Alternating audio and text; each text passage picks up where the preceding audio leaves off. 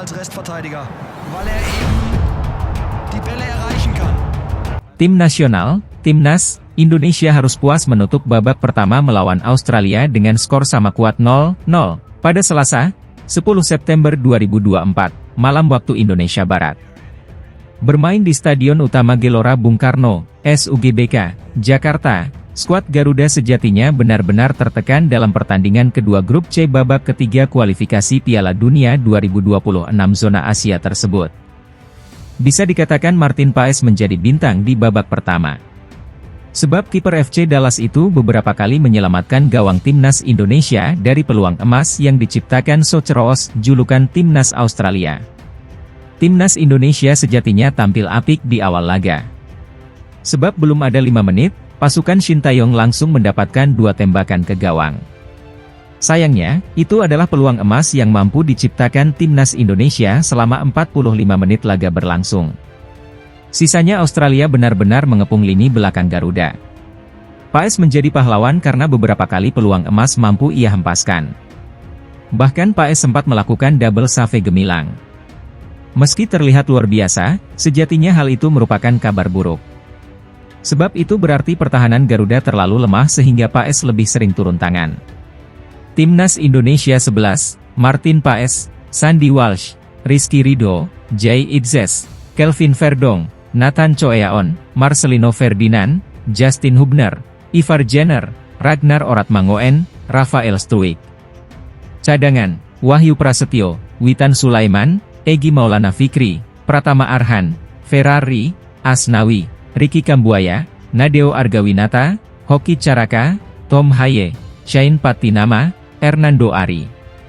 Timnas Australia 11, 4-4-2 Rian, Circati, Soutar, Burgess, Behich, Goodwin, Irvine, Bacchus, Silvera, Irankunda, Duk.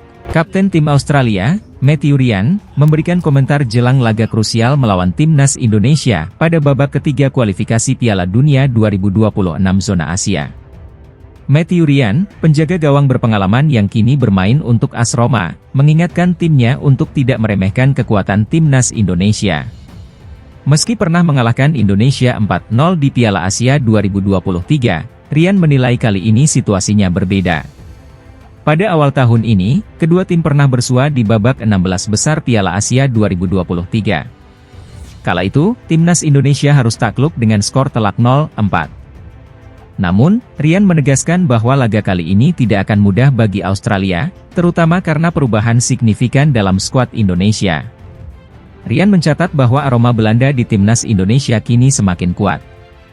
Pada pertemuan sebelumnya, ada 6 pemain diaspora dari Belanda yang memperkuat Indonesia, seperti Mark Klok, Sandy Walsh, dan Shane Patinama.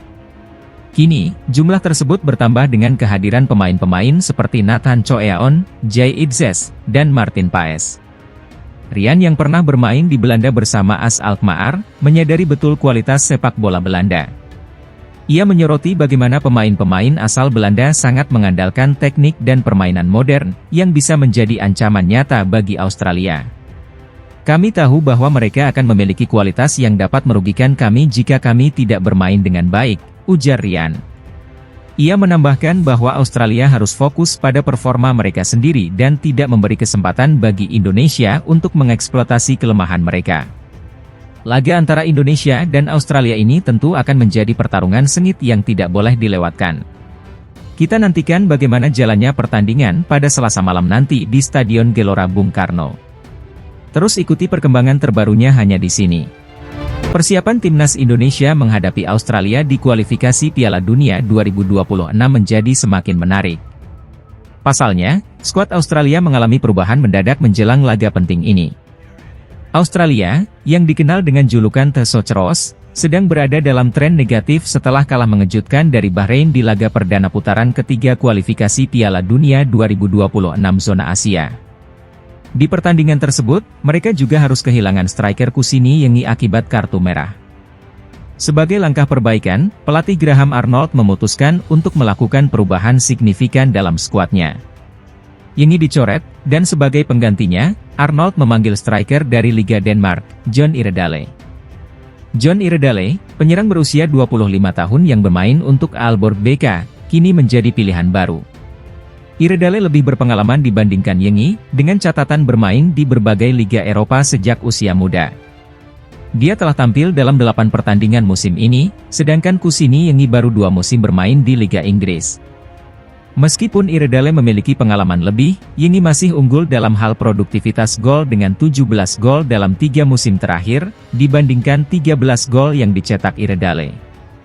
Timnas Indonesia akan menghadapi Australia di Stadion Utama Gelora Bung Karno pada Selasa, 10 September 2024. Lini belakang Garuda harus ekstra waspada menghadapi penyerang baru Teso Ceroos. Hasil imbang 1-1 antara Timnas Indonesia dan Arab Saudi di laga pertama putaran ketiga kualifikasi Piala Dunia 2026 telah mengejutkan banyak pihak. Bermain di Stadion King Abdullah Sports City, Jeddah, Timnas Indonesia berhasil menunjukkan kekuatannya yang membuat Asia kini menaruh perhatian besar. Dalam pertandingan tersebut, skuad Garuda bahkan sempat unggul lebih dulu melalui gol Ragnar Oratmangoen, meski kemudian Arab Saudi berhasil menyamakan kedudukan di akhir babak pertama. Penyelesaian penalti oleh Martin Paes menjadi salah satu momen krusial yang memastikan skor imbang 1-1. Sorotan atas penampilan Indonesia tidak hanya datang dari Asia, tetapi juga dari negara tetangga, Vietnam. Media lokal Vietnam, Dan Tri Vien, menyebut bahwa sepak bola Indonesia telah membuat seluruh Asia ketakutan dengan potensi luar biasa yang mereka tunjukkan. Mereka juga menyoroti bahwa meskipun Indonesia bukan unggulan, hasil imbang ini membuktikan kekuatan dan perkembangan signifikan skuad Garuda. Salah satu bek Arab Saudi, Sultan Al-Ghanam, mengakui bahwa hasil ini bukan karena timnya tampil buruk, tetapi karena Indonesia bermain dengan luar biasa. Ia mengungkapkan kekagumannya atas perkembangan pesat Timnas Indonesia di bawah asuhan Shin Tae-yong. Pelatih Timnas Indonesia, Shin Tae-yong, tidak bisa menyembunyikan rasa puasnya setelah anak asuhnya berhasil meraih hasil imbang 1-1 melawan Arab Saudi di laga perdana grup C kualifikasi Piala Dunia 2026. Pertandingan yang digelar di Stadion King Abdullah Sports City, Jeddah, Jumat dini hari, menjadi bukti bahwa Timnas Indonesia tidak gentar meski bermain di kandang lawan. Indonesia berhasil mencuri gol lebih dulu lewat aksi Ragnar Oratmangoen pada menit ke-19. Namun, Arab Saudi berhasil menyamakan kedudukan di penghujung babak pertama melalui gol Musab Al-Juair. Skor imbang 1-1 bertahan hingga akhir pertandingan. Dengan hasil ini, Timnas Indonesia kini berada di peringkat keempat klasemen sementara grup C dengan 1 poin, sama dengan Arab Saudi yang berada di posisi ketiga. Meski hasil ini baru langkah awal, Shin Tae-yong mengaku sangat puas dengan performa yang ditunjukkan para pemainnya. Pelatih asal Korea Selatan ini menekankan bahwa kepercayaan yang ia berikan kepada para pemain dibalas dengan penampilan yang solid. Shin menegaskan bahwa Timnas Indonesia memiliki tujuan yang jelas di putaran ketiga kali ini. Shin Tae-yong menargetkan Timnas Indonesia untuk menempati posisi ketiga atau keempat di klasemen akhir. Jika target ini tercapai, skuad Garuda akan melaju ke putaran keempat dan masih berpeluang untuk meraih tiket menuju Piala Dunia 2026. Dengan kepercayaan diri tinggi dan kerja keras, Shin Tae-yong yakin bahwa Indonesia bisa menjadi kuda hitam dalam kualifikasi kali ini. Pelatih Timnas Indonesia, Shin Tae-yong, memilih bersikap realistis mengenai target di babak ketiga kualifikasi Piala Dunia 2026 zona Asia.